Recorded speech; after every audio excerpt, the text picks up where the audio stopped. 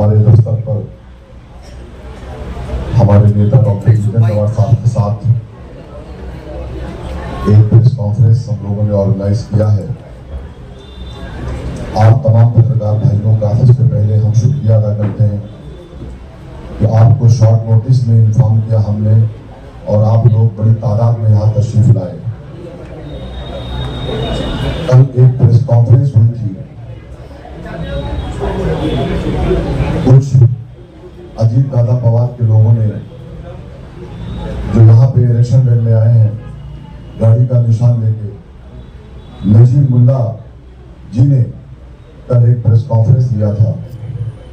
उस press conference के अंदर उन्होंने बहुत सारी बातें पत्रकारों को, हमारे शहरवासियों को इलेक्शन को देखते हुए, जो कि मैं उनसे ये उम्मीद नहीं करता था कि वो इतनी झूठी बातें भी करेंगे, तो हमें ऐसा लगा कि जो सच है वो आपके सामने रखना जरूरी है और जो अवाम है वो अवाम के सामने ये बात जाना बहुत जरूरी है। तो मैं अपनी बातों को रखूं उससे पहले मैं चाहता हूं कि स्लाइडर हाउस के ताल्लुक से कल उनकी प्रेस कॉन्फ्रेंस थी। उन्होंने उसमें शमीम अब्दुल गनी खान और एहतशाम फिरोज खान के नाम पे कल बहुत सारी बातें बेबुनियादी की थी, झूठ की थी। उसका खुलासा देने के लिए हमने बुलाया है प्रेस कॉन्फ्रेंस। उसके बाद मित्तल के जितने बिल्डर्स हैं, मैं भी इत्तेफाक से बिल्डर हूं, शानू भाई भी बिल्डर है, हम लोगों के साथ में क्या क्या परेशानियां हुई है, 6 महीने तक किस तरीके से हमको परेशान किया गया है, इसका खुलासा भी करूंगा और शानू भाई भी करेंगे। लेकिन मैं चाहता हूं कि स्लाइडर के रिलेटेड हमारे जो स्वर्णा घोष जो हमारी आर्किटेक्ट है, उनके साथ जो उनके असिस्टेंट हैं मोइन देसाई साहब, वो अपनी बातों को पहले आपके बीच में स्लाइडर हाउस के रिलेटेड वो रखेंगे, फिर मैं बात करता हूँ। मोइन भाई हेलो, बैठो बैठो बैठो बैठो। सर ये जो स्लॉटर हाउस है हमारा, वो स्लॉटर हाउस में एक एयर पॉलिसी की गई। कंडीशन ये थी कि टीएमसी के पास 150 करोड़ नहीं था कि ये स्लॉटर हाउस बना सके। तो अवार्ड तक ने आए शमीम भाई को लेके कि ये पॉलिसी पे अवेलेबिलिटी होती है क्या। तो अवेलेबिलिटी के लिए हमने एप्लीकेशन किया है कि अगर हम करेंगे तो हम ये कंडीशंस पे करके देंगे। उसमें कंडीशंस में पूरी स्लॉटर हाउस पूरी न्यू टेक्नोलॉजी पे बेस्ड है, जिसके अंदर कोल्ड स्टोरेज दिया जाएगा, जिसके अंदर बेसमेंट दिया जाएगा आपको 2000 भैंस प्लस बकरा दोनों चीजों को रखने के लिए। उसका जो प्रोसेसिंग प्लांट रहेगा, उसका जितना वेस्टेज है उसको खाद के लिए यूज किया जाए। उसके अंदर वो जो रहेगी 2 मंजिलों की रहेगी विद 2 मेज़नाइन, जिसमें ऑफिसेस बनेंगे, जिसके अंदर आपको पूरा रैंप दिया जाएगा कि अगर आप अपना बकरा लेके जाते हो तो आप ये मेज़नाइन्स पे से खड़े रह के देख सकते हो कि आप ही का कट रहा है कि नहीं। इसके अंदर दूसरा टैंक जो वाटर प्यूरिफाइंग के लिए यूज होगा, उसको वो 10 लाख लीटर का टैंक है जो आपको स्लॉटर हाउस में बना के देना है। वो सब चीजें की कंडीशंस में है। प्लस ये पूरी रिपोर्ट जो हमने कॉर्पोरेशन में जमा की है, ये रिपोर्ट के अंदर पूरी डिटेल्स दिया गया है कि कैसा कैसा हम पूरा वेस्ट प्रोसेस मैनेजमेंट करेंगे, सॉलिड वेस्ट मैनेजमेंट करेंगे, पूरा क्लियरिफिकेशन करके देंगे। ये पूरा स्लॉटर हाउस का प्लान भी है और मंजूर भी है।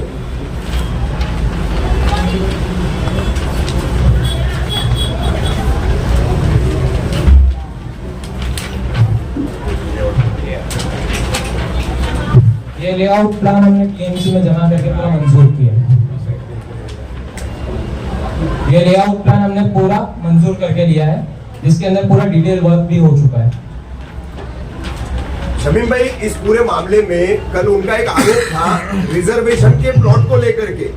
उनका सुनिए ना शमीम भाई सुनिए, उनका क्या कहना है कि ये जमीन जो है ना रिजर्व प्लॉट है और उसमें से आप जो है 60% जो है वो कमर्शियल अपने लिए सेल के लिए यूज कर रहे हैं और 40% में स्लॉटर हाउस दे रहे हैं। ऐसा उनका आरोप था। मैं तमाम पत्रकार भाइयों को अभी फिलहाल हमारे आरकेटी की तरफ से बहुत सारी बातें आपको बताई गई प्लान के साथ में। आज 30 साल से मैं समझता हूं कि बहुत सारे प्लॉट है रिजर्वेशन के मुमरा शहर के अंदर, ये उनको नहीं भूलना चाहिए था। मैंने सुना था कि बहुत चतुर चालाक जानकार आदमी है, लेकिन कल जब उनकी मैंने प्रेस कॉन्फ्रेंस सुनी तो मुझे लगा कि शायद मैंने गलत सुना था। वो चतुर चालाक नहीं है, उनका काम है कि किस तरीके से सामने वाले को बदनाम करो, लेकिन जिसको अल्लाह इज्जत देना चाहेगा उसको तुम्हारे बदनाम करने से तो हमको बदनाम नहीं कर सकते। 30 साल पहले मैं पूछता हूं उनके साथ में, मैं नजीब मुल्ला जी से पूछता हूं मीडिया के माध्यम से कि 30 साल से मुमरा थाने महानगर पालिका के अंतर्गत जो जमीनें रिजर्वेशन के प्लॉट्स थे, उन्होंने वो इतने दिनों तक, इतने सालों तक उनको डॉक्टर जितेंद्र अवाड साहब ने अपोजिशन लीडर बना के रखा, गठ नेता बना के रखा, उन्होंने हमारे शहर को क्यों नहीं दिलाया? ये मेरा सवाल नंबर 1। नंबर 2, आज खरड़ी गांव के अंदर जब आप जाते हैं तालाब के बाजू में, वहां पे भी स्लाइडर हाउस की लैंड है, जिसको आपने अभी जो डीपी चेंज हुआ है उसके अंदर स्लाइडर हाउस की जगह को चेंज करा करके वहां पे आरजोन करवा दिया। आप ही के लोग हैं, वो आप ही के लोग हैं, नाम के साथ जानता हूं मैं, ज्यादा बोलोगे तो सब बोलूंगा। कितना पैसा लिया और आरजोन कराने के लिए क्या क्या किया है आपने, अगली प्रेस कॉन्फ्रेंस में बिठाऊंगा उन लोगों को भी आपके सामने कि इन्होंने आरजोन कराने के लिए क्या क्या सौदेबाजी की है।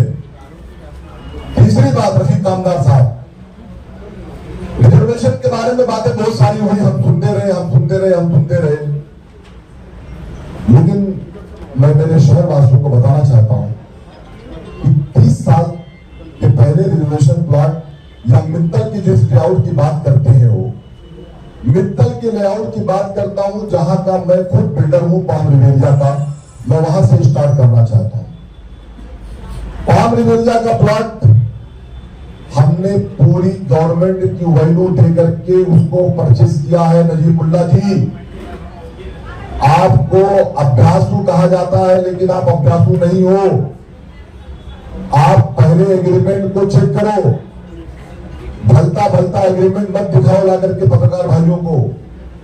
वो एग्रीमेंट के ऊपर कोई भी जमीन अगर गवर्नमेंट वैल्यू के हिसाब से, रफीक कामदार साहब, जो मार्केट की वैल्यू होती है उस वैल्यू के हिसाब से उसका कन्वेंस होता है। जैसे अक्सर कहा जाता है कि भाई यहाँ की वैल्यू 8,65,000 रुपए है, यहाँ की वैल्यू 20 लाख रुपए है, उसके हिसाब से उस जमीन का हमारी कंपनी उसका ओनर है, उसकी मालिक है। डॉक्टर जितेंद्र अवाड साहब ने कहा कि आप इसके ऊपर जो एआर पॉलिसी के हिसाब से आप इसको अगर करोगे तो शहर को इसका ये फायदा मिलेगा, ये डेवलपमेंट मिलेगा।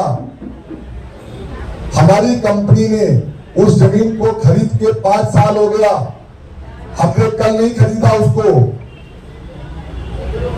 हमने 5 साल पहले उसको परचेस किया था। हाँ, कन्वेंस 2 साल के पहले हुआ। कोई भी डील डायरेक्ट कन्वेंस नहीं होती है, आदमी टोकन देता है, पेमेंट करता है, पार्ट पेमेंट करता है, पेमेंट क्लियर करता है, तब वो कन्वेंस होता है। पूरी कीमत दिया है हमने उस जमीन की। उसके बाद डॉक्टर जितेंद्र अवाड साहब हमारे नेता भी हैं और वो शहर की भलाई के लिए उन्होंने चाहा कि यहाँ पे ये पॉलिसी के तहत ये काम हो।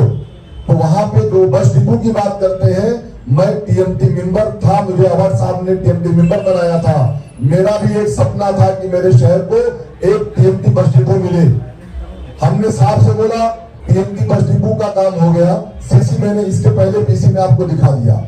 उसके बाद वो हॉकर्स मार्केट की बात कर झूठी कर रहे थे कि शहर को हॉकर्स मार्केट नहीं मिली। आपने लगता है कि मेरी प्रेस कॉन्फ्रेंस को देखा ही नहीं, कोई चमचे कान में बोले होंगे, आपने सुन करके बोल दिया होगा। आप पहले सुने प्रेस कॉन्फ्रेंस को, हॉकर्स मार्केट का फोटो दिखाया, सीसी दिखाया रफीक कामदार साहब। अगर मैं झूठ बोलूंगा तो आपको अधिकार देता हूं मेरे को रोक देना आप लोग, क्या आप ये गलत बोलते हो? हमने हॉकर्स मार्केट की सीसी दिखाई, हमने बस डिपो की सीसी दिखाई, हमने ड्रामा थिएटर की सीसी दिखाई, हमने स्कूल कॉलेज की सीसी दिखाई, हमने उस अर्जी जमीन की जहां आप राजनीति कर रहे थे हमने उसकी भी सीसी दिखाई, और वो अर्जी गार्डन के रिलेटेड साहब ने एमसीए में बात भी कर लिया है और वो काम भी हो जाएगा। तीसरी बात ये हो गई बात एआर पॉलिसी की, और हम एआर पॉलिसी के तहत वो काम कर रहे हैं। दूसरी बात यह है, हम जो लैंड देते हैं, हमारी जो जगह है, हम उस जमीन के पूरे मालिक हैं, ओनर्स है। हमने कोई थाने महानगर पालिका से 1 रुपए जमीन के बदले में नहीं लिया। हमको बना करके वो सब देना है। वो सब बना के देने के लिए कम से कम 300 से 350 करोड़ रुपए खर्च होंगे, वो भी हमको करना है। वो पैसा हमें थाने महानगर पालिका नहीं देगी। नजीब मुल्ला जी आपको याद दिलाना चाहता हूं, वो पैसा हमें थाने महानगर पालिका नहीं देगी, हमको बना के देना है। ये हो गई बात एआर पॉलिसी की। अब मैं आता हूं स्लाइडर हाउस के ऊपर। स्लाइडर हाउस का मैं आपको साबरा आपको दिखा रहा हूं और ओरिजिनल एग्रीमेंट दिखा रहा हूं।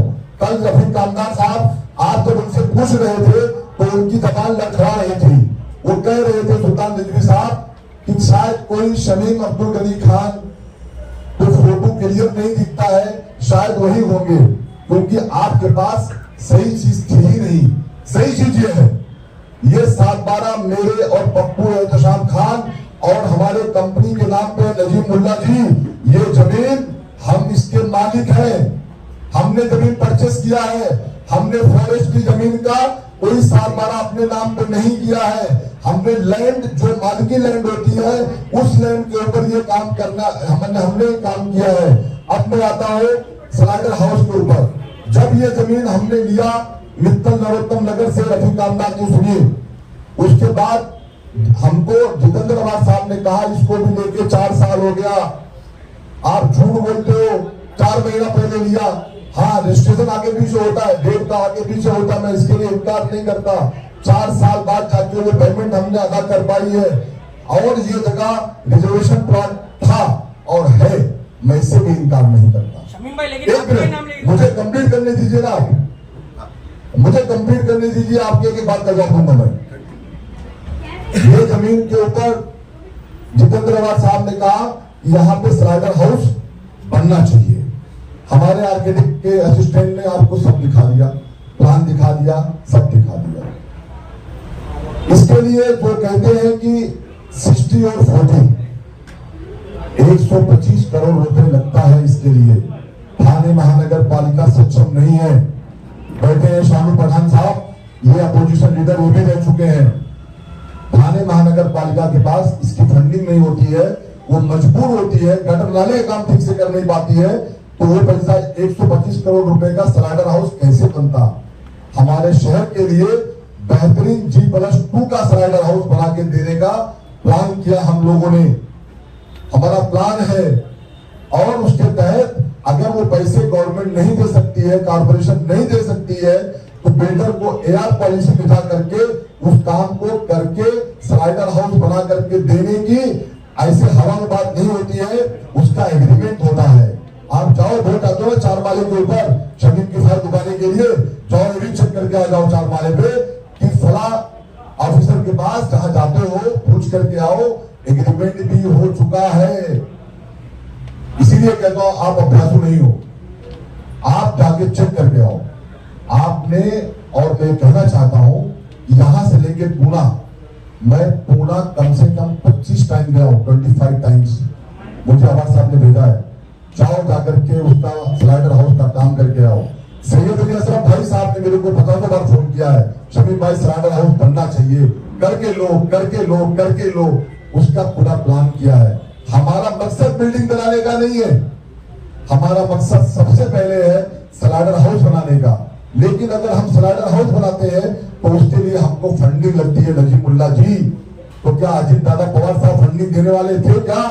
जो आपने मुझे कहा था कि मैं फंडिंग दूंगा, शमीम खान तो फंडिंग ले लो स्लाइडर हाउस बनाने के लिए, आपकी गवर्नमेंट थी, अजीत दादा पवार साहब डिप्टी सीएम थे, आपको बोलना चाहिए था एक बार। आपने तो वो काम किया है हमारे शहर के लिए, हमारे कसाई बिरादरी के लिए। जो काम डॉक्टर जितेंद्र आवाड साहब, सैयद अली अशरफ भाई साहब ने पहल किया, आपने उसको ब्रेक लगाया है। आपने जा करके हमारे स्लाइडर हाउस की फाइल को सीएम साहब से मिल करके स्टॉप कराया। जो बीच में एक न्यूज वायरल हुई थी जितेंद्र आवाड साहब को लेकर के, जितेंद्र आवाड साहब सीएम साहब के घर पे गए थे मिलने के लिए। जितेंद्र आवाड साहब जाकर के सीएम साहब को हाथ जोड़ने के लिए गए थे कि पहली बार आया हूं जब से आप सीएम बने हैं, सीएम साहब दोस्ती का वास्ता देके कहता हूं आप ये स्लाइडर हाउस सेंक्शन कर दो। जितेंद्र आवाड साहब इसके लिए गए थे। आज बोलता हूं मैं आपके माध्यम से, इस तरीके का आप जो हमारे शहर वासियों को, और मैं आपके माध्यम से वादा करता हूं, एक टाइमिंग होता है, एक एग्रीमेंट होता है जो थाने महानगर पालिका शहर विकास एआर पॉलिसी के तहत, वो चाहे एआर पॉलिसी का हमारा पॉम एरिया हो, चाहे हमारा स्लाइडर हाउस हो, ये वो लेती है और उसके तहत हमें काम करके देना होता है। इस्लामुद्दीन भाई, हम अगर ये स्लाइडर हाउस का काम कंप्लीट होता है नजीम मुल्ला जी, तो मैं इस काम को पूरा करने के लिए ये पैसा अगर अजीत दादा पवार साहब दिए होते, उनकी सरकार थी, तो शायद ये हम 125 करोड़ रुपए लाने के लिए हम थाने महानगर पालिका सक्षम नहीं थी। इसके लिए हमने एआर पॉलिसी का प्लान किया था, लेकिन आपने वो भी रद्द करा दिया। हम चोरी से काम नहीं करते, हम बिल्डरों को धमका करके गाड़ी में नाम नहीं लिखवाते। नजीब मुल्ला जी, मैं आपसे कहना चाहता हूं, हम मेहनत करते हैं। मैं उत्तर प्रदेश से बिलोंग करता हूं, शानू भाई आप भोपाल से बिलोंग करते हो। मेरे बहुत सारे दोस्त कोकन बिरादरी के हैं, बहुत सारे दोस्त यहाँ से लेकर सऊदी अरबिया तक है। कल बहुत सारे दोस्त मेरे अकबर भाई, असलम भाई दुबई से कल के कोकन जमात के प्रोग्राम में शामिल थे, मेरे फैमिली मेंबर हैं। हाँ, लेकिन साहब मैं उत्तर भारत से बिलोंग करता हूँ। इन्होंने किसी से कहा ये भैया आया है मुंगरा में, ये भैया की चड्डी निकालूंगा, ये भैयों को यूपी लीडर भेजूंगा। नजीब मुल्ला जी, बांटो मत कोकन बिरादरी के अंदर और उत्तर भारतीय समाज के अंदर, हम सब भाई भाई हैं। हम जब गुमराह में आए ना, तो हमको यही कोकन बिरादरी के भाई लोगों ने हमको, आज भले उनके साथ में है, लेकिन इन्हीं लोगों को, एक दो लोग साथ में होंगे, एक दो लोग साथ में उनके खड़े हो सकते हैं, लेकिन हमको कल मेहमान नवाजी उन्होंने हमारी की। लेकिन आप कहते हो ये भैया को मैं यूपी भेजूंगा, ये भैया को मैं ईडी में डालूंगा, ये भैया को मैं वाट लगा दूंगा। इसलिए कहते हो कि मैं जितेंद्र आवाड का लॉयलिस्ट था, लॉयलिस्ट हूं, लॉयलिस्ट रहूंगा। मैं तुम्हारी तरह जिस तरीके से तुमको जितेंद्र आवाड साहब ने एक बाप बनकर के एक बेटे के लिए काम किया है, अगर जितेंद्र आवाड साहब ने मुझे भाई, छोटा भाई मान करके मेरे कंधे पे रख के हमेशा मुझे हौसला अफजाई किया है, तो मैं उसको वार नहीं कर सकता। ये तुम्हारा जर्फ है, ये शमीम का जर्फ है। मेरा मुंह मत खुलाओ, वरना खुलने में जाऊंगा तो कहानी, पिक्चर अभी बाकी है। दूसरी बात ये हो गई बात काम धंधे की। मैं कंस्ट्रक्शन के अलावा शानू भाई, मैं बिजनेसमैन भी हूं। मैं आरटीआई डाल करके पैसा नहीं कमाता साहब, मैं मेहनत करता हूं साहब। मैं 18 घंटा मेहनत करता हूं। मैं 18 घंटा मेहनत करके मैं अपनी रोजी रोटी कमाता हूं, मेरे बच्चों को लाके पालता हूं। तो मुझे दुबई से फोन करवाते, तुम मुझे मारने की कोशिश करते। आज बोलते हैं मैं 6 महीना नींद की गोली खाने सोया हूं, उसका जिम्मेदार नजीब मुल्ला साहब। मैं कभी बोला नहीं आज तक आपको, मेरे को दुबई से फोन करवाता है, मेरे को ईडी की धमकी देता है। मुझे बहुत सारी कोशिश तुमने किया, लेकिन मैं जिसका था उसके साथ हूं। तुम मुझे डरा नहीं सकते, तुम मुझे डरा नहीं सकते। मुझे अल्लाह ताला अगर मारना चाहेगा तो तुम बचा भी नहीं सकते, लेकिन मुझे बदनाम करने के लिए, मुझे तुमने अपने पाले में लेने के लिए बहुत कुछ किया। लेकिन शमीम खान के खून में गद्दारी नहीं हो सकती।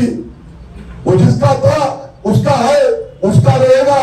अगर मैं मीडिया के माध्यम से आज कहना चाहता हूं, शानू भाई आप भी मेरे दोस्त हो, अगर मेरे साथ कोई हादसा होता है, मुझे मार दिया जाता है, या अगर मेरे साथ कोई भी हादसा होता है, तो इसका जिम्मेदार नजीब मुल्ला होगा। मैं बड़े मीडिया में बोलता हूं, अगर मेरे को टेंशन में मर भी गया मैं, इसने मुझे 6 महीने तक नींद की गोली में सुनाया है। अगर मुझे कुछ हो गया तो साहब मैं आपको ये जिम्मेदारी देके जाता हूं, इसका जिम्मेदार नजीब मुल्ला होगा। मैं अपने शहरवासियों से कहना चाहता हूं, जमील मर गया, मैं वहां तक जाना नहीं चाहता, किसने मारा उसको, लेकिन परमार की डायरी में तेरा नाम था और शमीम आज मीडिया के माध्यम से बोल के जा रहा है। मेरे को मालूम है मेरे पीछे लोग लगे रहते हैं, लेकिन मैं डरने वाला नहीं हूं। ये तो आंसू निकला, ये मेरा दर्द था। तुझे मत समझता कि तुझसे डर गया मैं, तुझे मत समझता कि तुझसे मैं डर गया। तूने मेरे पार्टनर को धमकाने की कोशिश किया, तूने साधु पठान को भी धमकाने की कोशिश किया। तूने, तेरा लेटर है ये लेटर है तुम्हारा, ये दिखाओ आप इसको, नजीब मुल्ला का लेटर है, मेरे हर प्रोजेक्ट पर लेटर डालता है। ये कहता है यूपी से आया है, इसको मैं गांव भेजूंगा। अरे तुम मुझे गांव क्या भेजेगा? अगर मुझे जाना लिखा होगा मेरे मुकद्दर में तो 50 रुपए लेके आया था, चला जाऊंगा खाली हाथ। लेकिन तू खुदा नहीं हो सकता, तू अल्लाह नहीं हो सकता। मैं आपके माध्यम से यही कहना चाहता हूं कि ये अपने आवाम से कहना चाहता हूं, ये आदमी अगर कभी कहीं गलती से पावर में आ गया तो आज शमीम खान का आपने जो उसने जुर्म किया मेरे साथ आपने सुना। अभी शानू भाई भी बताएंगे, कल मैं सुन रहा था दाऊद चौधरी साहब भी डायमंड हॉल में कुछ ऐसे ही कह रहे थे। मैं ज्यादा बात नहीं कर सकता, अब मैं माइक शानू भाई को देता हूं। नजीब मुल्ला को ये भी कहना चाहता हूं कि आपने कल ही कहा था कि सीएम साहब अभी भी सीएम है, बहुत अच्छी बात आपने कही थी। तो अगर वो सीएम है अभी भी, तो अजीत दादा पवार साहब डिप्टी सीएम अभी भी हैं। तो मैं मीडिया के माध्यम से उन्हें कहना चाहता हूं, आप 125 करोड़ रुपए का जो स्लाइडर हाउस बनना जितेंद्र बाट साहब बनाना चाहते हैं, उसकी फंडिंग दिलवा दो, कल लेटर इशू करा दो। शमीम खान पूरी जमीन 7 एकड़ थाने महानगर पालिका के नाम पे कल के डेट पे ट्रांसफर करके दे देगा। ये मैं ऑन द रिकॉर्ड कह रहा हूं। ये बात ठीक है साहब? साहब ने बोला बरोबर है, मैंने इसका ऐलान कर दिया। अगर है तुम में दम तो कल तुम इस बात का ऐलान कर दो, मैं तुम्हारे ऐलान का इंतजार करूंगा। नमस्ते। जैसे कि हमारे अध्यक्ष हमारे बड़े भाई शमीम खान साहब ने जो उनकी तकलीफ थी वो सब बताए, और उन्होंने ये भी बताया कि वो 6 महीने से किस मामले किस हालात से गुजरे। मुमरा कौसा के बहुत सारे लोगों को यही तकलीफ दी गई, और मैं कई बार शमीम भाई के पास जाता था तो शमीम भाई बताते थे कि मेरी वाइफ बहुत टेंशन में रहती है शानू भाई, और ऐसी तकलीफ है। मेरी बीवी, मेरी वालदा, उनकी वालदा भी ऐसा प्रोजेक्ट के बारे में हालात हो रहे, लेटर दिए जा रहे हैं, ये कंप्लेंट दी जा रही है, ये मेरे प्रोजेक्ट को कंटिन्यू सर्वे किया जा रहा है, रुका दिया जाएगा काम। तो मैंने शमीम भाई को बोला हूँ, शमीम भाई ये आपके ऊपर लेटर नहीं दिया गया, ये पुराना कारोबार है इन लोग का, ये गैंग ही है बोली जो सबके लिए लेटर डाले,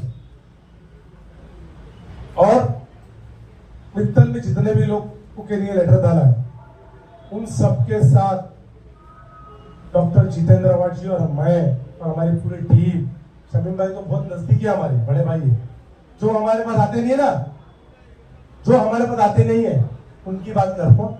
वो चाहे किसी भी पक्ष के हो, वो चाहे किसी भी जात के हो, किसी भी पार्टी के हो, उनकी रोजी का मामला है। आप आके हमको बताइए, हम लोग इंशाअल्लाह ताला ईद का जवाब पत्थर से देंगे, क्योंकि ये मालूम नहीं है इनको क्लस्टर दलालों के नाम पे डीआर लेना, क्या क्या मामला है, ये पूरी महापालिका को मालूम, मुझे भी मालूम। पूरा एक ड्रॉ भर के फाइल और लेटर है, कभी फुर्सत मिलेगी तो बहुत बता दूंगा प्रूफ के साथ, और किस किस के साथ बैठते हैं वो भी बता दूंगा। मामला ये है कि आप ये जो मित्तल के ऊपर कंप्लेंट मारते हो ना, ये खाली शमीम भाई या कोई शानू पठान या कोई जितेंद्र अवार्ड प्रोजेक्ट एआर काम करे नहीं, बहुत सारे लोग हैं। मुझे ऐसा मालूम, मेरे तक ज्यादा जानकारी है, वहां पे कई हजार परिवारों का घर चलता है, कई हजार, और उसमें 90% मुसलमान है, कितने, और 40% कोकनी। 90% मुसलमान, 40% कोकनी लोग काम करें। तो मैं ये सवाल है कि क्या इसके बारे में आप बोलना चाहते हैं? आपने क्या बीजेपी आरएसएस की मानसिकता ठान ली है कि मुसलमानों के घर तोड़ेंगे, उनको कारोबार से बेघर करेंगे, उनके पैसे और लेके उनके ऊपर ईडी और सीबीआई की कार्रवाई करा के उनको डरा के या तो पार्टी में लिया जाएगा, या तो जेल में भी लिया जाएगा, या तो मार दिया जाएगा? ऐसा पॉलिसी याद रखिए, कुरान फरमा रहा है इन्ना माल उसरी उसरा, इन्ना माल उसरी उसरा, हर परेशानी के बाद राहत है। तो हम लोग याद रखते, हम अल्लाह की जात पे यकीन रखते, हर परेशानी के बाद राहत देती है। लेकिन आप भी जो कारोबार करते हो, आपके कारोबार के ऊपर, ये तो जितेंद्र अवार्ड जी का बड़ापन है। मैं हमेशा बोलता हूँ, बहुत बड़ा लीडर डॉक्टर जितेंद्र अवार्ड जी महाराष्ट्र ही नहीं, देश के चंद लीडरों में से, जो कभी इनके काम में टांग अड़ा नहीं। जिस तरीके से ये एनसीपी के लोगों को, शरद पवार गठ के लोगों को डरा के धमका के अपने पास बुला रहे ना, अगर आवाज सब इस काम में लग जाए ना, तो एक आदमी भी नहीं दिखेगा, एक आदमी। कई लोग हमको फोन कर रहे हैं, हमें आना है, हमारी ये मांगे, हमारी वो मांगे, लेकिन हमारा मशवरा होता है नहीं, जो जिसके साथ उसके साथ रहने, चुनाव वो हो जाए। और मैं तो बोलता हूं, अगर अपोजिशन अवार्ड साहब के सामने लड़ रही है और अच्छे वोट ले लिए, मुझे कोई चिंता नहीं। पूछिए क्यों?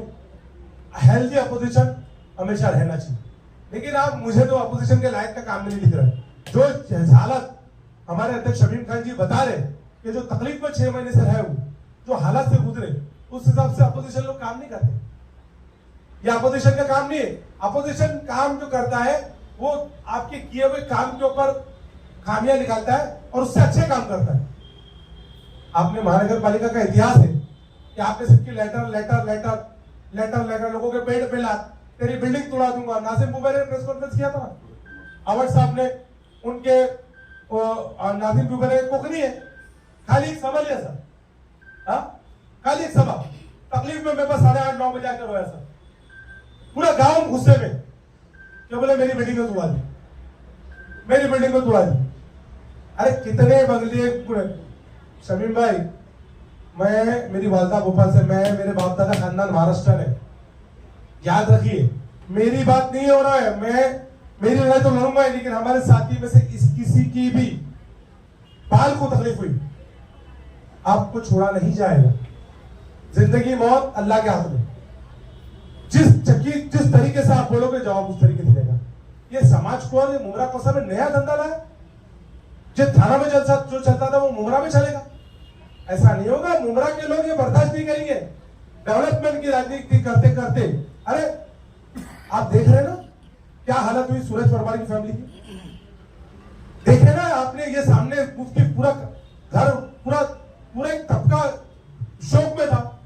आप देख रहे हैं ना रामुड़ी में किस तरीके से हालत, उनकी घर वाले लोगों पे फ्लैक्स लेके इंसाफ के लिए घूम रहे, हाँ, वो देख रहे ना, घूम के उसकी जमील की बेटी, वो जमील की बेटी उसको बोले ये आप गलत काम करती है, इनलीगल उसके धंधे। अरे वाह, मतलब वो कोई जा रहा है, कोई इंसाफ मांग रहा है, तो वो गलत काम करती है। ये तो जितेंद्र अवार्ड साहब की आदत नहीं।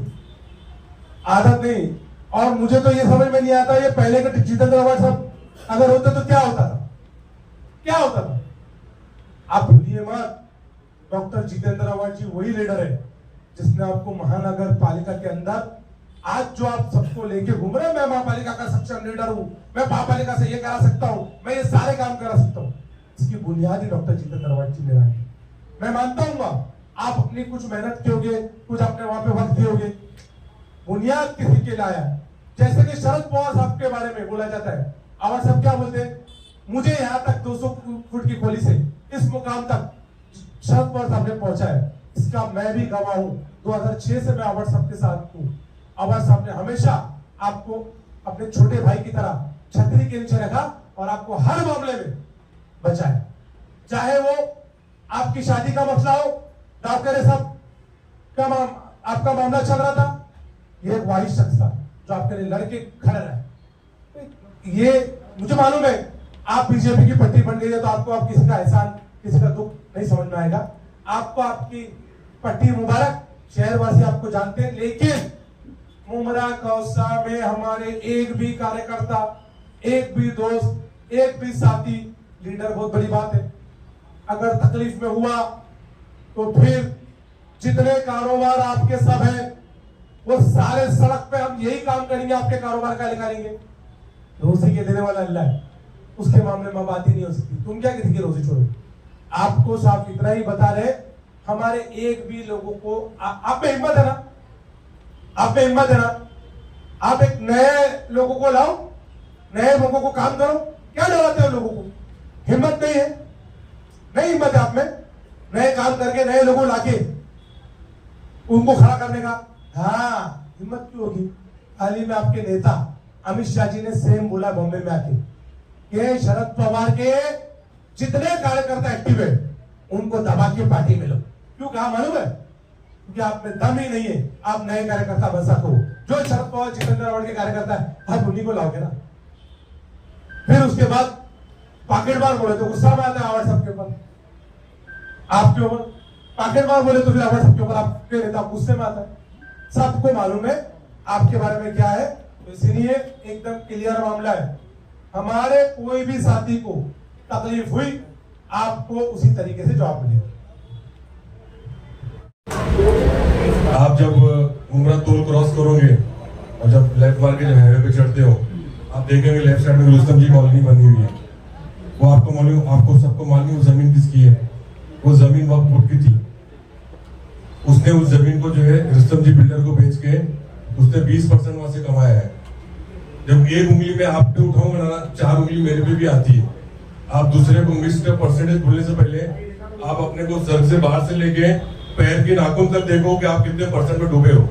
थाना महानगर पालिका के अंदर गोल्डन गैंग का नाम है, शानू भाई जानते हैं कि मैं भी उसको नगर से था।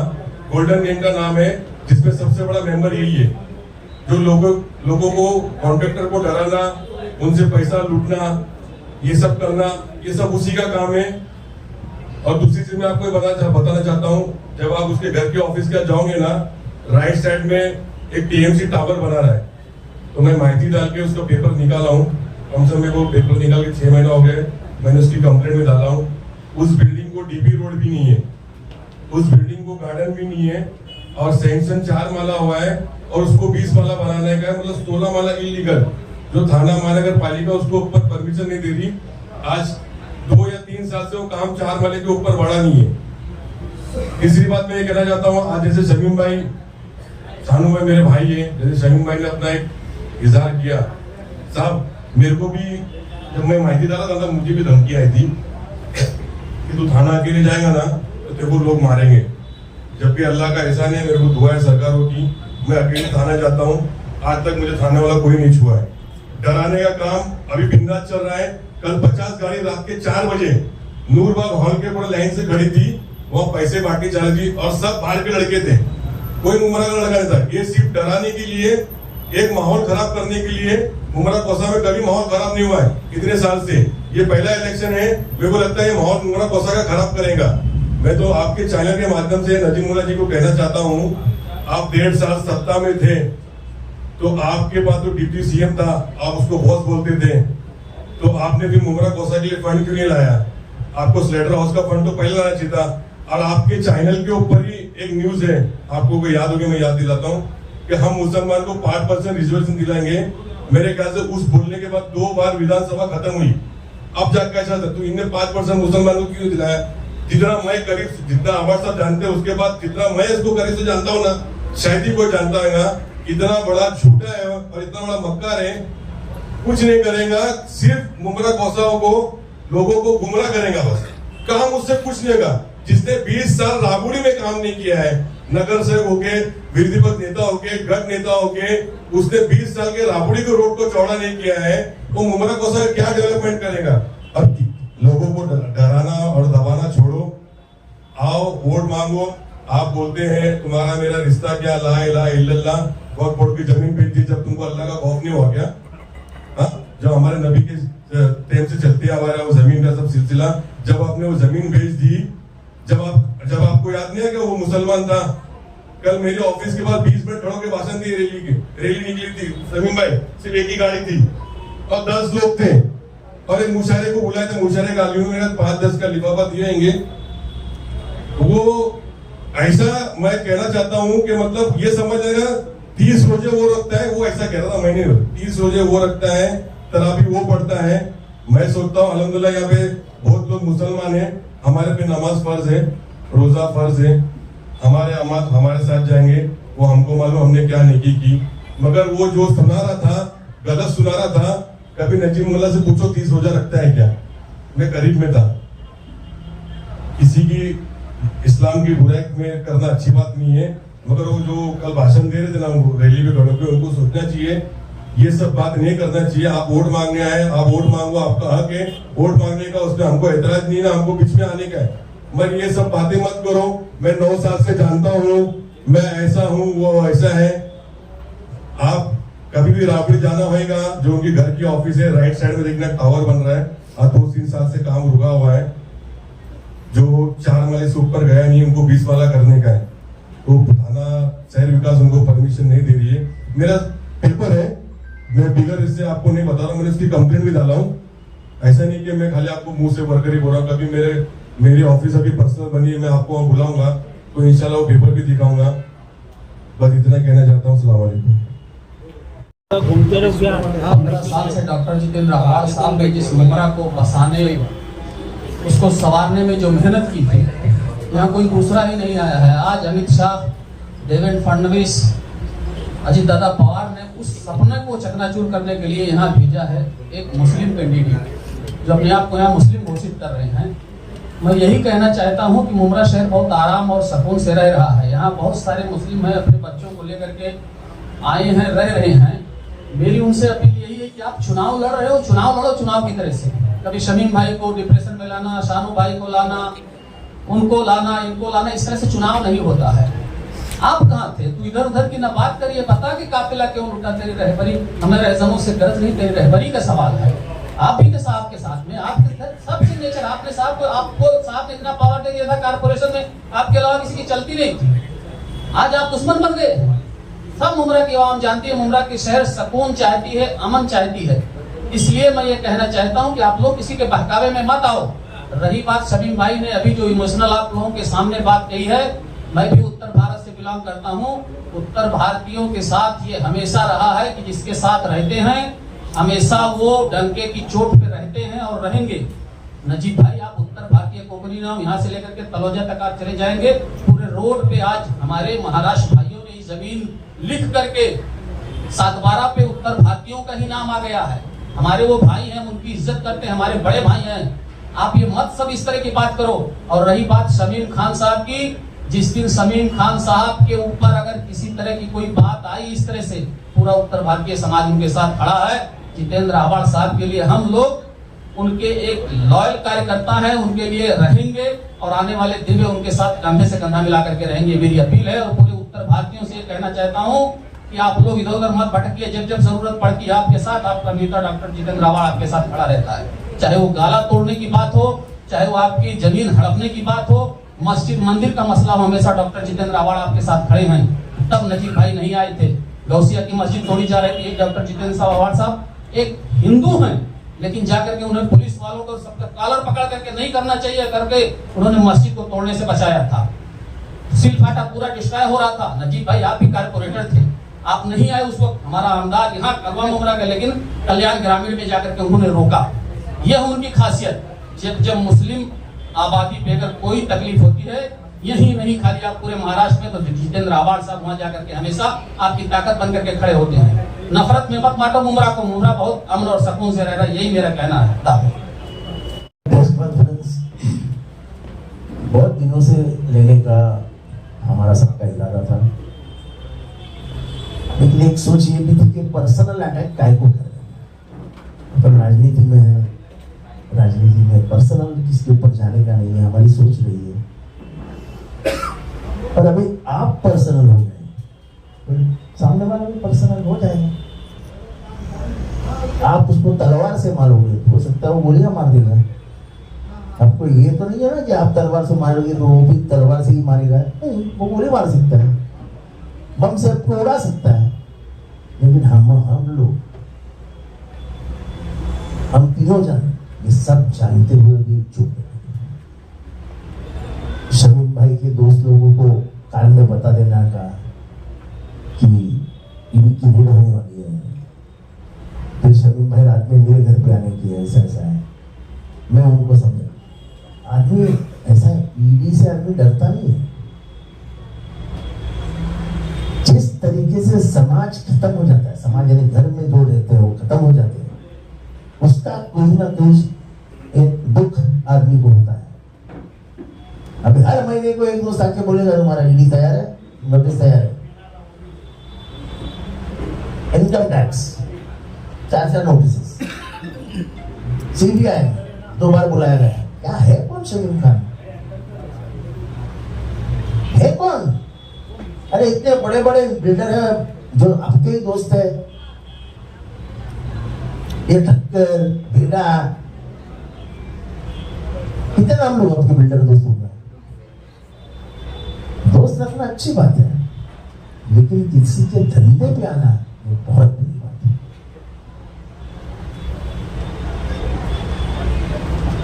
आज जो आपके साथ घूम रहे हैं, कभी एक जमाने में हमारे साथ भी थे। कितनी नौकरियां मिली उनको, कितना पैसा कमाया उन्होंने। तो मैं इतना ही कहना चाहता हूं कि इसके ऊपर उंगली न दिखाओ। जब तुम उंगली दिखाते हो तो 3 उंगली अंदर होती है, तो 3 उंगली तुमको चुभेगी। ये जिसको मालूम नहीं था कि रिजर्वेशन क्या होता है, कैसे आता है, किसने खरीद किया, किसका खरीद, ये मित्तल का पूरा ग्राउंड में जितना भी काम है वो बंद करवाना चाहता था। वो बड़ा नेता है, मुख्यमंत्री का लाडला है, मैं तो छोटा नेता हूं। ये लेटर, ये उसका लेटर ड्रावर में डाल दिया गया। उसकी भी कुछ वजह है, मैं सब बोलना नहीं चाहता हूं, लेकिन भी हमारे भी थोड़ी मोटी चलती है। ऐसा नहीं कि हम एकदम ही अनाड़ी है और कोई हमको पूछता ही नहीं है। पहले का जितेंद्र आव्हाड जितना उसको मालूम है और किसी को नहीं मालूम है। वो कल धनंजय मुंडे आया था, जितेंद्र आव्हाड जाके रोया बंगले के लिए। मेरा एकमेव बंगला है जो लीगल है, 7/12 पे है। और मैंने उसको एक ही सवाल पूछा था धनंजय मुंडे को, ये डॉक्टर बिहारी को किसने मारा, क्यों मारा? उसका अगर जवाब धनंजय मुंडे ने दे दिया ना तो बहुत मजा आएगा। और मेरे बारे में बोलने से पहले कि पार्टी शरद पवार और अजित पवार एक हो रहे थे, जितेंद्र आव्हाड ने दूर कर दिया। अभी शरद पवार और अजित पवार जिस ऊंचाई पे है, मेरे से जुदा हो सकते मेरे वजह से। और एक है कि कोई भी शरद पवार के ऊपर अटैक करेगा तो उसको छोड़ूंगा नहीं।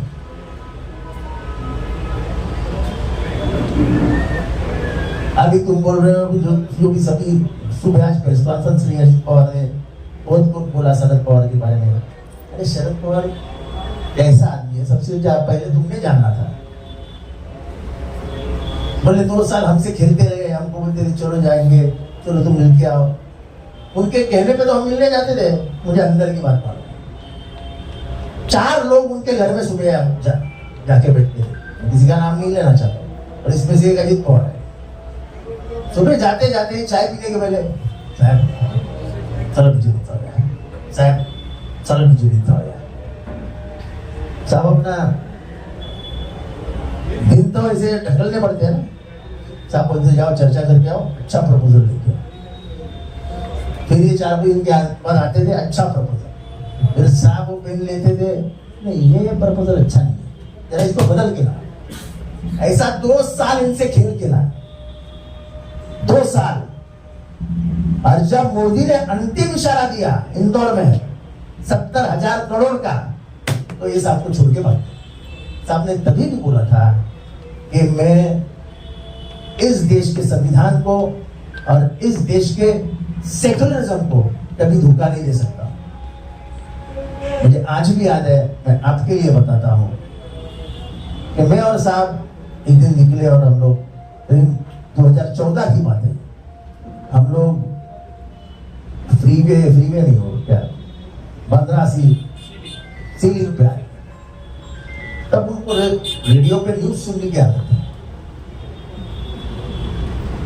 तब उनका पहली बार आया था कांग्रेस मुक्त भारत। ये इतना सुनने के बाद उस आदमी के आंख में आंसू थे, आंसू। वो बोले जिस दिन विचारधारा हट गई इस देश की, कांग्रेस ने जो दी है भाईचारे की, प्यार की, नफरत को बाहर रखने की, बोले ये विचारधारा जिस दिन चली गई ये देश रहेगा। ये शरद पवार जी के बोल थे। जब उन्होंने सुना और हम लोग ऐसे खार तक गए, तभी तक उनके आंख में आंसू ही थे। विचारधारा को प्यार करते लोग, विचारधारा के लिए जान देने वाले लोग हैं। गांधी ने अपनी जान गंवाई, पानसरे ने अपनी जान गंवाई, गौरी लंकेश ने अपनी जान गंवाई, वो दाभोलकर ने। जब अपन एक विचारधारा की लड़ाई लड़ते हैं तो सामने की विचारधारा आपसे नाराज होती है, और सामने की विचारधारा वायलेंस, हत्या में विश्वास रखती है, हम लोग नहीं रखते हैं।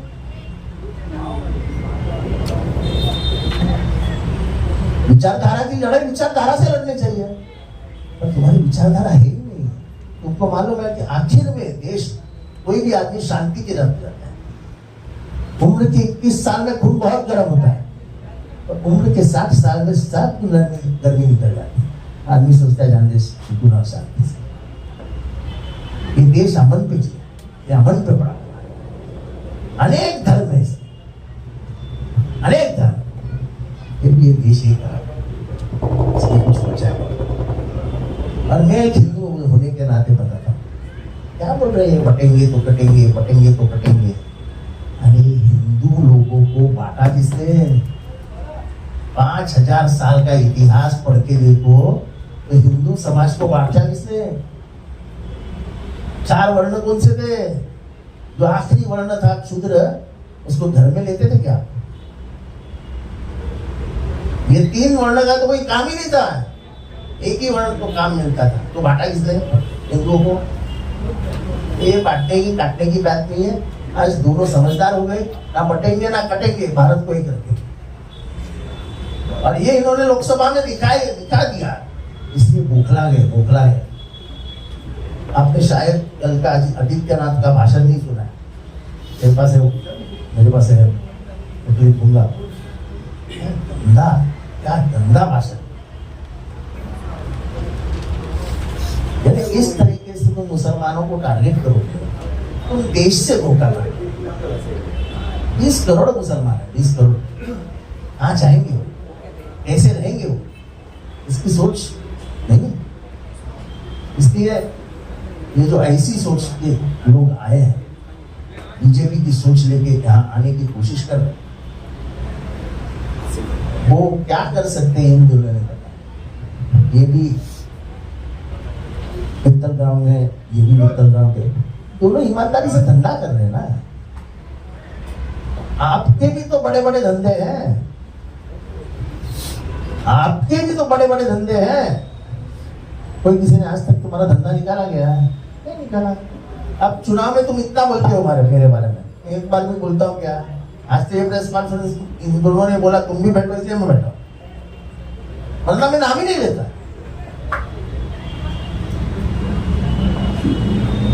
अरे जितेंद्र रावत नहीं रहता ना, तो 2009-7 जो भी था वो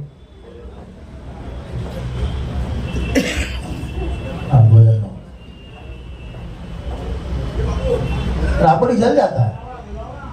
एक तरफ गोली चल रही थी और एक तरफ जितेंद्र रावत चल रहा था।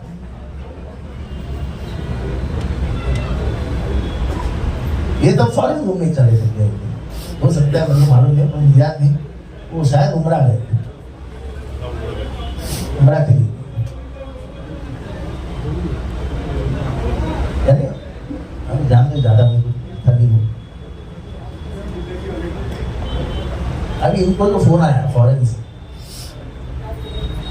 किधर से आया फोन? तुमको याद है कि परमवीर सिंह ने प्रेस कॉन्फ्रेंस लिया था और प्रेस कॉन्फ्रेंस में इसका नाम लेके कहा था कि अंडरवर्ल्ड की कॉन्टैक्ट की रिकॉर्डिंग है मेरे पास, और उसका मसला ये हुआ कि इसकी रिकॉर्डिंग मिली और परमवीर को मेरे ऊपर खुन्नस था। उसने बोल दिया कि हम जितेंद्र को अवार्ड को भी अभी पूछताछ के लिए बुलाए। शरद पवार लंदन में थे, रात तक ये बात शरद पवार तक थी कि शरद पवार के संबंध है। तो रात को 3 बजे उन्होंने फोन किया, जितेंद्र क्या बोल रहे? तो मैंने बोला ऐसा ऐसा हुआ है। बोले ठीक है, बोले सुबह तक तेरे को फोन आ जाएगा। मैं क्या चाली किधर घुमाई मालूम नहीं, मेरे को परमवीर सिंह जी का फोन आया। बोले जितेंद्र तेरे बारे में कुछ नहीं था, मैं तू गाय को यार साहब को बोला। यार मेरा नाम क्यों लेते हो घर में?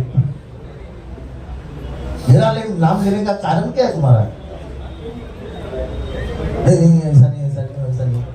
इसलिए वो केस दब गई, इसलिए वो केस दब गई।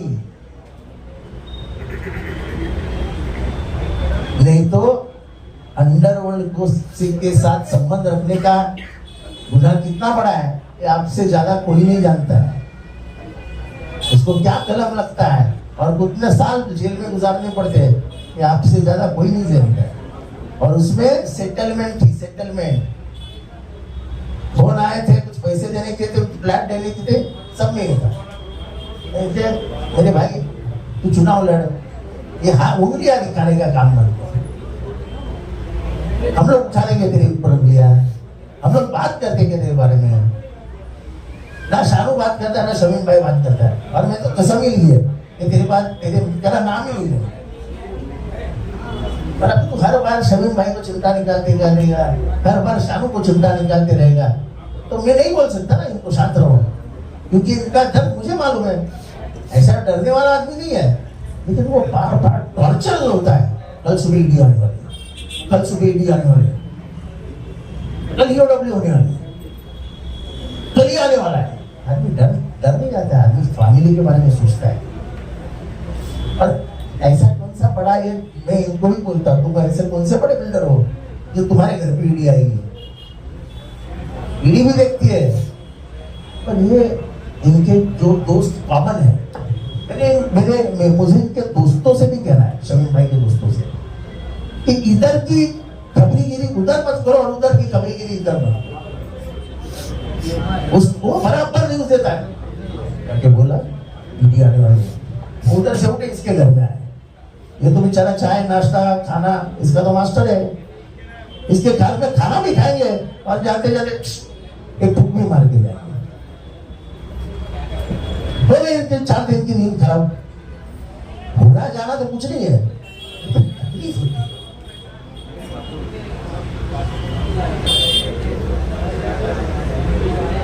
जमीन का मामला है, क्या बोला जितेंद्र राव ने, क्या बोला जितेंद्र राव ने पैसे उसको बोला मेरे बारे में जादूगर जादू टोना करते हैं, जादू टोना। हाँ मेरा फार्म हाउस है और मैं सीख रहा हूँ ब्लैक मैजिक, मैं पढ़ाई कर रहा हूँ। 2029 में उसका इस्तेमाल करूँगा। और क्या कुछ है? इसके अलावा उन्होंने ये भी कहा कि गवर्नमेंट में 60 पैसा आपको मिलता है, क्या खुलासा है, किस तरीके से रिकॉर्डिंग आपने सुनाई? एक काम करो ना भाई, एक मिनट, टोरेंट को कितना पैसा मिलता है वो टोरेंट को पूछो। अरे 60 पैसा टोरेंट को नहीं मिलता है, 1 यूनिट के पीछे 60 पैसा टोरेंट को नहीं मिलता है। अवार्ड साहब अभी तो जवाब दे दो। तो ये आपका एक पत्रकार था याद है, इकबाल भारती, याद है? उसने भी यही आरोप किया था, याद है? फिर टोरेंट ने उसके ऊपर केस डाला और बाद में क्या हाल हुए सुने तुमने कभी देखा?